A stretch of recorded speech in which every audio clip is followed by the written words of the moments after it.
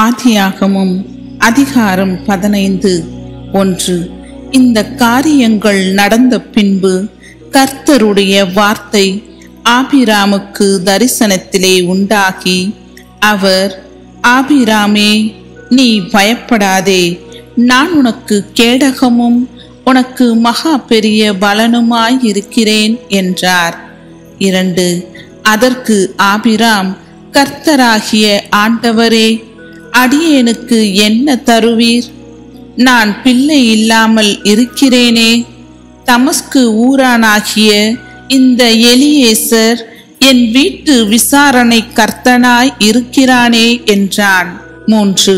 பின்னும் ஆபிராம், தேவரீர் எனக்கு புத்திர சந்தானம் அருளவில்லை. இதோ என் வீட்டிலே பிறந்த பிள்ளை எனக்கு சுதந்திரவாளியாய் இருக்கிறான் என்றான். 4.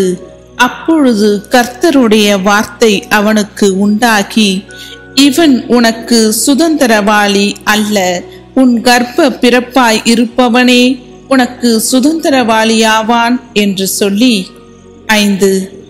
அவர் அவனை வெளியே அழைத்து, நீ வானத்தை அண்ணார்ந்து பார், நட்சத்திரங்களை எண்ண உன்னாலே கூடுமானால் அவைகளை எண்ணு என்று சொல்லி, பின்பு அவனை நோக்கி, உன் சந்ததி இவ்வண்ணமாய் இருக்கும் என்றார். 6. அவன் கர்த்தரை விசுவாசித்தான், அதை அவர் அவனுக்கு நீதியாக எண்ணினார். 7. பின்னும் அவர் அவனை நோக்கி, இந்த தேசத்தை உனக்கு சுதந்திரமாக கொடுக்கும் பொருட்டு உன்னை ஊர் என்கிற கல்தேயருடைய பட்டணத்திலிருந்து அழைத்து வந்த கர்த்தர் நானே என்றார். 8. அதற்கு அவன், கர்த்தராகிய ஆண்டவரே, நான் அதை சுதந்திரித்துக் கொள்வேன் என்று எதினால் அறிவேன் என்றான். 9. அதற்கு அவர், 3 வயது கிடாரியையும் 3 வயது வெள்ளாட்டையும் 3 வயது ஆட்டு கடாவையும் 1 காட்டு புறாவையும் 1 புறா குஞ்சையும் என்னிடத்தில் கொண்டு வா என்றார். 10. அவன் அவைகள் எல்லாவற்றையும் அவரிடத்தில் கொண்டு வந்து அவைகளை நடுவாக துண்டித்து துண்டங்களை ஒன்றுக்கொன்று எதிராக வைத்தான். பட்சிகளை அவன் துண்டிக்கவில்லை. 11. பறவைகள் அந்த உடல்களின் மேல் இறங்கின, அவைகளை ஆபிராம் துரத்தினான். 12. சூரியன் அஸ்தமிக்கும் போது ஆபிராமுக்கு அயர்ந்த நித்திரை வந்தது. திகிலும் காரிருளும் அவனை மூடிக்கொண்டது. 13. அப்பொழுது அவர் ஆபிராமை நோக்கி, உன் சந்ததியார் தங்களுடையதல்லாத அந்நிய தேசத்திலே பரதேசிகளாயிருந்து அத்தேசத்தாரை சேவிப்பார்கள் என்றும் அவர்களால் 400 வருஷம் உபத்திரவப்படுவார்கள் என்றும் நீ நிச்சயமாய் அறிய கடவாய். 14. இவர்கள் சேவிக்கும் ஜாதிகளை நான் நியாயம் தீர்ப்பேன். பின்பு மிகுந்த பொருட்களுடனே புறப்பட்டு வருவார்கள். 15.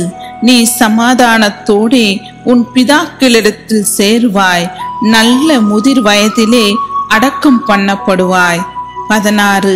4ஆம் தலைமுறையிலே அவர்கள் இவ்விடத்துக்கு திரும்ப வருவார்கள், ஏனென்றால் ஏமோரியருடைய அக்கிரமம் இன்னும் நிறைவாகவில்லை என்றார். 17. சூரியன் அஸ்தமித்து காரிருள் உண்டான பின்பு இதோ புகைகிற சூளையும் அந்த துண்டங்களின் நடுவே கடந்து போகிற அக்கினி ஜுவாலையும் தோன்றின. 18. அந்நாளிலே கர்த்தர் ஆபிராமோடே உடன்படிக்கை பண்ணி எகிப்தின் நதி துவக்கி ஐபிராத்து நதி என்னும் பெரிய நதி மட்டும் உள்ளதும் 19 கேனியரும் கெனிசியரும் காத்மேனியரும் 20 ஏத்தியரும் பெரிசியரும் ரெப்பாயிமியரும் 21 ஏமோரியரும் கானானியரும் கிர்காசியரும் எபுசியரும் என்பவர்கள் இருக்கிறதுமான இந்த தேசத்தை உன் சந்ததிக்கு கொடுத்தேன் என்றார்.